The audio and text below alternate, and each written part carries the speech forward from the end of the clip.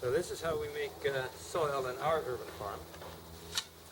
We have a chipper, $100 chipper, yard chipper, and we take all of our scrap, branches, and even blackberry bushes and anything that we have scrap around the property in terms of green scrap, and we chip it up, and it creates this wonderful material that is all organic matter, and even if it's dried, it can be mixed in with the soil very nicely.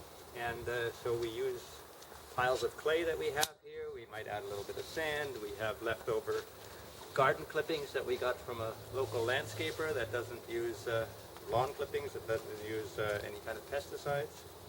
We mix a little bit of that in there. We mix the chips in there, and our compost, of course.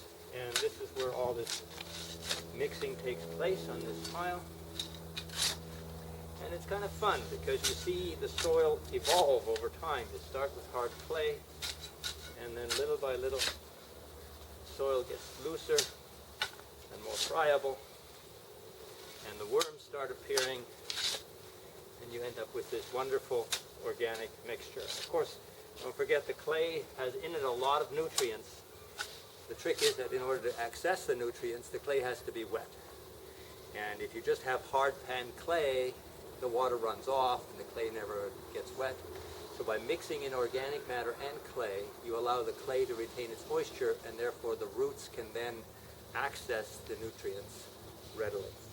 So clay is an important component.